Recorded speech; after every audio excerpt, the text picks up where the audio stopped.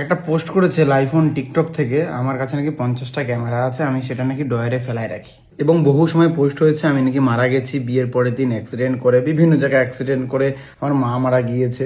এছাড়া অনেক সময় পোস্ট হয়েছে আমার বিয়েতে নাকি কোটি কোটি টাকা ইনভেস্ট করেছি, জুতোর দামই নাকি 7 কোটি টাকা। এরকম বিভিন্ন পোস্ট, যারা বিয়েতে আসে তাদেরকে নাকি আমি আইফোন দিয়েছি। দেখো ভাই, আমার জীবনে 1 কোটি টাকা আমি একসাথে জীবনে দেখিনি, আমার নিজের 1 কোটি টাকা একসাথে জীবনে দেখিনি। অন্যের দেখেছি, অনেক রিলেটেড বন্ধু বান্ধব আছে, তারা কোটি কোটি টাকা আমাকে দেখিয়েছে, সিনেমাতে দেখেছি কোটি কোটি টাকা, ব্যাংক টাকা দিতে দেখেছি, ইউটিউব ফেসবুকে দেখেছি, বাট আমার নিজের দেখিনি। আর সেই ছেলেটা কোটি কোটি টাকা বিয়েতে ইনভেস্ট করবে? আমাকে নিয়ে এরকম পোস্ট হয়, আর সেই সব পোস্টে কিছু লোক কমেন্ট করে রিয়েল ভেবে। এইটুকু নলেজ নেই যে কোনটা রিয়েল কোনটা ফেক। এগুলো সব ফেক ফেক পোস্ট। ধরো লাইভ অন টিকটকে পোস্ট করেছে আমার 50টা ক্যামেরা ডয়ারে পড়ে থাকে, সেখানে আবার এই লোকটা কমেন্ট করেছে, দেখো কি কমেন্ট করেছে। মানে এইটুকু বুদ্ধি নেই মাথায় যে কোনটা রিয়েল কোনটা ফেক? তাহলে মোবাইল চালাচ্ছ কেন? এই ডিজিটাল দুনিয়া বস, তোমাকে একটু বুদ্ধি রাখতে হবে যে কোনটা ফেক কোনটা রিয়েল। সোশ্যাল মিডিয়ায় যেগুলো দেখো ম্যাক্সিমাম গুলোই ফেক। ফেক আর রিয়েল এটা বুঝতে হবে, নাহলে ভুলভাল খবর দেখবে, ভুলভাল জিনিস দেখবে, সেটা বিশ্বাস করবে। যারা এরকম পোস্ট করে, ধরো আমাকে নিয়ে যারা এরকম খারাপ পোস্ট করে, তারা ভিউজের জন্য করে। বহু পেজ বহু অ্যাকাউন্ট বংমেডেকে নিয়ে দুর্নাম করে দাঁড়িয়েছে, কিন্তু লাভ নেই। তারা 2 দিন টিকবে, 3 দিনের দিন আর ভিউজ কামাতে পারবে না। কারণ মানুষের নামে 2 দিন ভিউজ কামা যায়, 3 দিনের দিন ভিউজ কামা যায় না। একটা লোককে নিয়ে কত ভিডিও বানাবে, একটা লোককে নিয়ে কত বদনাম করবে, একটা জায়গায় গিয়ে ঠেকে যাবে। সেদিন তোমার অ্যাকাউন্টে যত ফলোয়ার থাক, তুমি ভিউজ কামাতে পারবে না। আর বেশি ফলোয়ারের অ্যাকাউন্টগুলোতে যদি ভিউজ হুট করে না আসে, রিচ ডাউন হয়ে যায়। আর রিচ ডাউন পেজ অ্যাকাউন্ট তোলা মুশকিল, এক কথা শেষ হয়ে যাবে ওই অ্যাকাউন্টটা। তাই নিজের কন্টেন্ট বানাও, নিজের ট্যালেন্টটা সারা জীবন থাকবে, নিজের ট্যালেন্ট দিয়ে ভিউজ কামাও। আর একটা সত্যি কথা বলছি ভাই, মরে গেলে সব শেষ। এই যে আমার কাছে গাড়ি আছে, বাড়ি আছে, এইসব জিনিস দেখানো, এই 50টা ক্যামেরা দেখানো, এগুলো অহংকার। অহংকার পতনের কারণ ভাই। জীবনে একটা জিনিস সত্য ভাই, মরে যাবো আমরা, তুমিও মরে যাবে, আমিও মরে যাবো, কেউ আটকাতে পারবে না।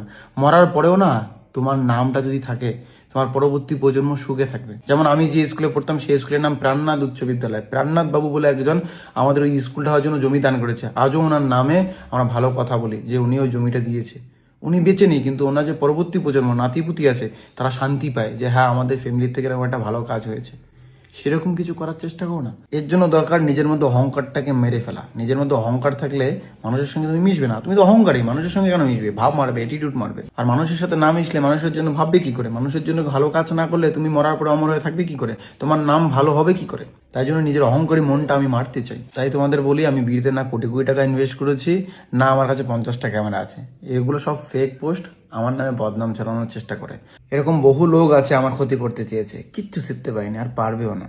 কারণ সৎ পথে কাজ করছি আমি, আর সৎ পথে যে মানুষটা কাজ করবে তার ফল ভগবান দেবে। ভগবান আল্লাহ বলেছে, যেমন কর্ম তেমন ফল। আমি যদি আজকে খারাপ কাজ করি ভাই, আমি খারাপ ফল পাবো। আমি যদি ভালো কাজ করি, ভালো ফল পাবোই। একটা জিনিস তো, মানব জীবনে তোমার সাথে যা যা খারাপ হয়েছে, এমনকি আমার সাথেও যা যা খারাপ হয়েছে, মানে এক কথা মানব জীবনে একটা মানুষের সাথে যা খারাপ হয়, সেটা তার কর্মফলের জন্যই হয়, তার নিজের দোষের জন্য হয়। 100% কর্ম যেমন করবে তেমনই ফল পাবে। তুমি সেরকম মানুষকে নিয়ে বদনাম করো তো, মানুষের ক্ষতি করার চেষ্টা করো তো, দেখবে একদিন এর ফল তুমি পাবেই, যদি আল্লাহ বা ঈশ্বরের এই কথাটা সঠিক হয়ে থাকে, যেমন কর্ম তেমন ফল। যাই হোক বস, আমার নামে এরকম অনেক বদনাম দুর্নাম তোমরা শুনবে, বিশ্বাস করবে কিনা সেটা তোমাদের ব্যাপার। রিয়েল ফেক কোনটা এটুকু বোঝার ক্ষমতা রাখবে। তবে একটা জিনিস আমার নামে বিশ্বাস করবে, যে আমি না একটু অন্যায়ের প্রতিবাদ করা শুরু করছি। কয়েকদিন আগে কোনো একটা মেয়েকে কেউ গালি দিয়েছে, বিনা কারণে তাকে রেপও করতে চেয়েছে। আমি ভাই ছেলেবেলে নিয়ে প্রতিবাদ করেছি, আইনি পদক্ষেপ পরে। এখন গ্রামগঞ্জে কিছু নিজেকে গুন্ডা হবে, বোম ঢোম বানায় গ্রামগঞ্জে, দেখবে ভাই বন্দুক ফন্দুক থাকে ব্লাকে, জীবনে তো দম হবে না পাবলিকের সামনে নিয়ে গিয়ে মারার, পারমিশন নেই তো। যাই হোক, তারা নিজেকে ডন ভাবে আর একটু মাতলামি করে, একটু মানুষকে গুন্ডামি দেখায়। সেরকম আমাদের কোনো রিলেটেড কাউকে এরকম কালকে হোলিতে মদ খেতে হুমকি টুমকি দিয়েছে, আমি আমার ছেলেবেলে নিয়ে গেছি। ভাই অন্যায়ের প্রতিবাদ হবে, অকাতের পাওয়ার নয়, অন্যায়ের প্রতিবাদ হবে। এটা শুধু আমার নিজস্ব আত্মীয়র জন্য নয়, আমার কাছে এরকম যদি কেউ কোনো খবর দেয় ওখানে অন্যায় হচ্ছে, আমি মরণে ভয় করব না, প্রতিবাদ করব। ভালো হলে সব দিক দিয়ে ভালো হতে হবে, সব পাশে মানুষের পাশে থাকতে হবে, শুধু রেশন দিয়ে নয়। যাই হোক, অন্যায়ের প্রতিবাদ করতে গিয়ে কখনো মাথা গরম কোনো কিছু যদি তোমরা শোনো, মাফ করে দিও, আমি অন্যায়ের প্রতিবাদ করব ভাই। আর একটা সত্যি কথা কম ভাই, মরে গেলে সব শেষ ভাই। এসব হিংসা বিবাদ করেন না ভাই, কি লাভ আছে রে ভাই? মরলে সব শেষ। কালকে যদি ধরা পড়ে তোমার শরীরে ক্যান্সার ধরা পড়ছে, একবার ভাবো, এইসব সব মূল্যহীন হয়ে যাবে। যাকে তুমি হিংসা করো সেটাও আর ইচ্ছা করবে না, শুধু বাঁচতে ইচ্ছা করবে। বড় রোগে কখনো তো আক্রান্ত হওনি, বুঝতে পারবে না। নিজের প্রিয়জনকে কখনো হারাওনি তো। না না, তোমার গার্লফ্রেন্ডের কথা বলছি না, গার্লফ্রেন্ডের কথা বলছি না, ওগুলো আলাদা কষ্ট, ওগুলা ওগুলা চুনুপুটি কষ্ট। কষ্ট হচ্ছে নিজের রক্তের কাউকে হারিয়েছো, নিজের মা বাবাকে হারিয়েছো, বাবা দাদা ভাই বোনকে হারিয়েছো। বুঝতে পারবে যদি হারাও কখনো। না বাবা বৃদ্ধ হয়ে গেছে সেই কষ্টটা আলাদা, বাবা ইয়ং, বাবা চিকিৎসার ভয়ে মারা গেছে, দাদা চিকিৎসার ভয়ে মারা গেছে, কোনোদিন এরকম ফিল করেছো? করোনি।